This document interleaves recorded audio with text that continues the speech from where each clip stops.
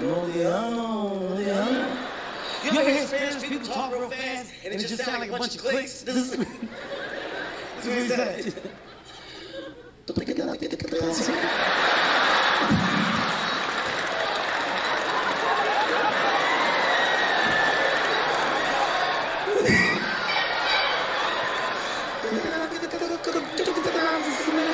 Were you able to identify exactly what made those jokes funny? There's a very simple concept that, once applied to any idea or even an activity, makes it more funnier. We've all made jokes in the past that fell flat, and the only thing funny about them was just how unfunny they were.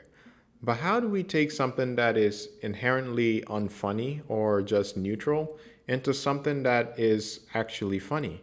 We can do this with a simple idea called benign violation. Congrats, you are now an infectiously funny person. I will see you next video. I'm kidding, I'll explain. Benign violation is the idea that for anything to be funny, we need a certain level of benignness and we need a certain level of violation. Violation in these terms is not something that is bad or good. There's no value judgment involved. It is just something that is unconventional, unorthodox, something that is out of the norm. And benign is something that is harmless, something that is mild, unthreatening.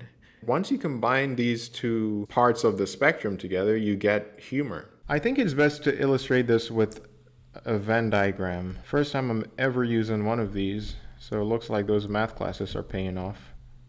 Not so much for English classes because I can't spell benign. Might need to take some spelling classes. And here we have violation. And in this overlap, we have the funny area where we want our ideas to fall. So the more left we move, the more an idea becomes benign, and the more right we move, the more it becomes a violation. Assuming we have an idea, right? I guess we could also do it with a number line, really get my money's worth from those math classes. We can do it with a number line too, which really shows just how much of a spectrum this is. There's no one particular spot where something is funny. There's a whole range, which is what is reflected by the Venn diagram. But the number line is just to show that it's a spectrum where if your idea falls anywhere on that spectrum, say this is benign, this is violation, say your idea is right here and you want to make it funnier, you need to add more of a violation to it. Not too much, because then, you might get sucker punched if you violate too much. And if your idea is violatory inherently and you want to make that funnier, you have to add more benignness to it. But not too much, because you might bore your friends if you have any. It's okay, you're my only friend too. So this is the basic concept, right? But remember, this is also based very much on a lot of different variables. There is the person who's telling the joke, there is the place you're telling the joke, there is the context, the people you're talking to. There's so many things that go into how much of a violation or how much benign you should make something. But the general concept applies to any idea that one is trying to make funny.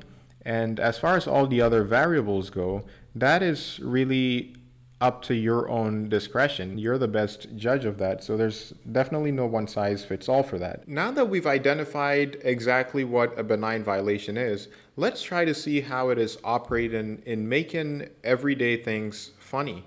Let's take tickling, for example. What makes tickling funny?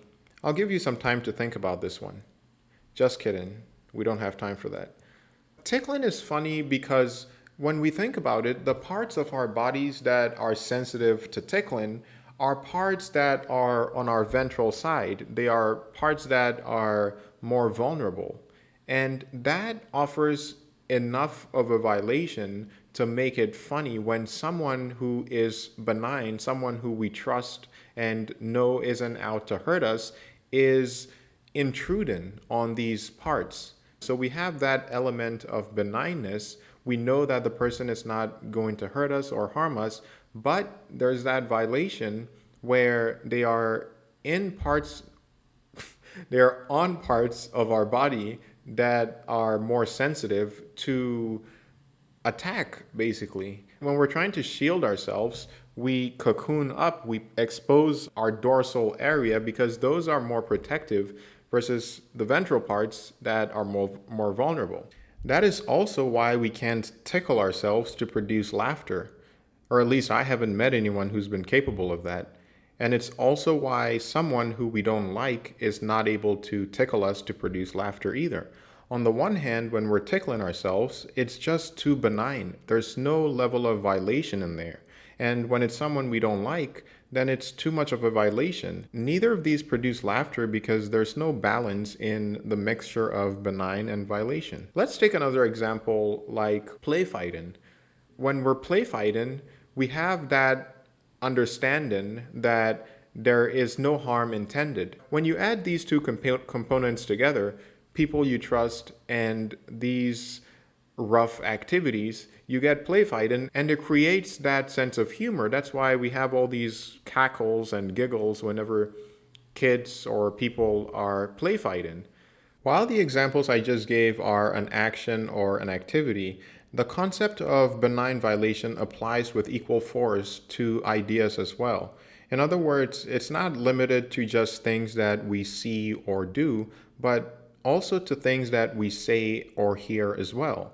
And in next week's video, I'm going to be honing in on several techniques that we can use to either amplify or to attenuate the level of benignness and violation as it pertains to ideas and trying to make them funny.